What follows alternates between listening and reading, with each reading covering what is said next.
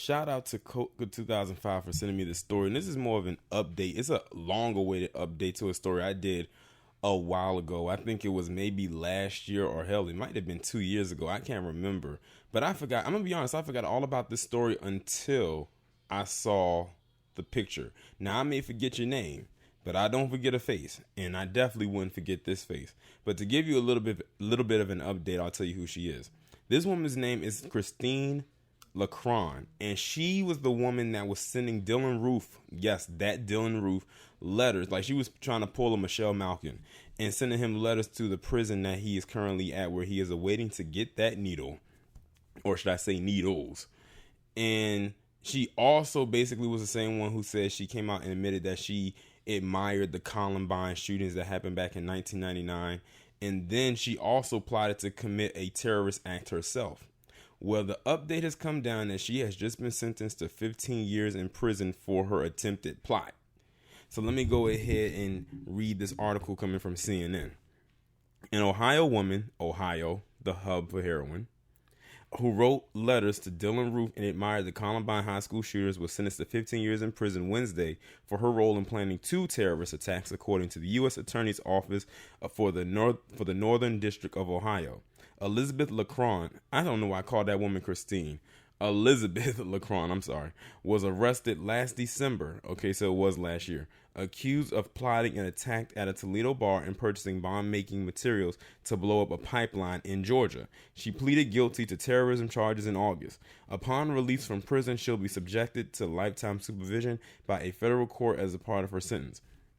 An attorney for Lecron declined to comment. Lecron's co-defendant, her boyfriend, Vincent Armstrong, also pleaded guilty to charges stemming from his participation in the plot, the USAO said in a statement. He'll be sentenced on December 10th.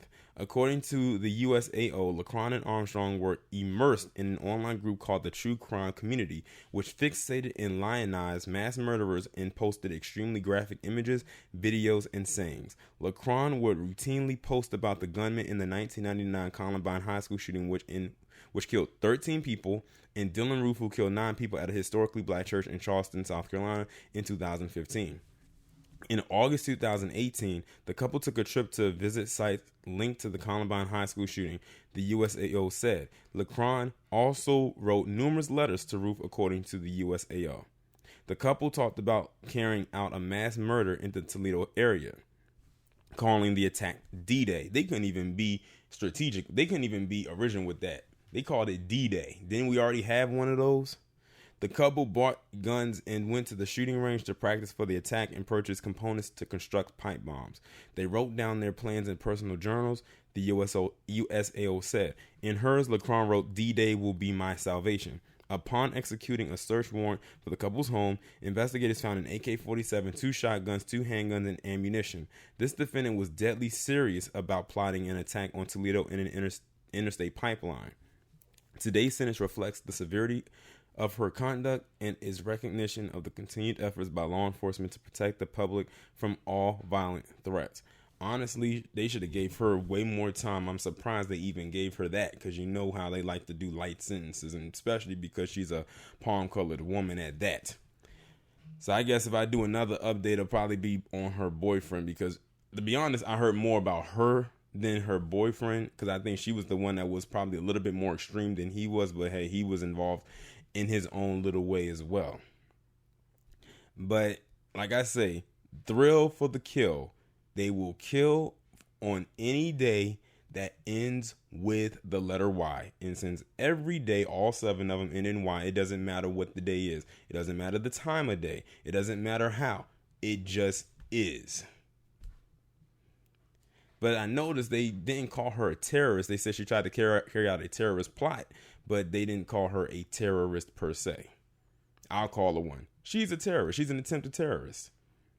And like I said, they idolize. It's amazing of the things that they will idolize. They idolized actual serial killers and stuff like that, but they'll get mad and say all types of stuff about black people if we say listen to a certain type of music. Remember back in the day how they would always talk about gangster rap was pushing this and pushing that?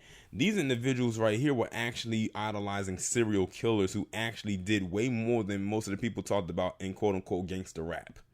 We're talking about people that hack people up, people who ate people, people who blew people up. Some blew themselves up, mutilate their families, probably kill their pets, and a gaggle of other things.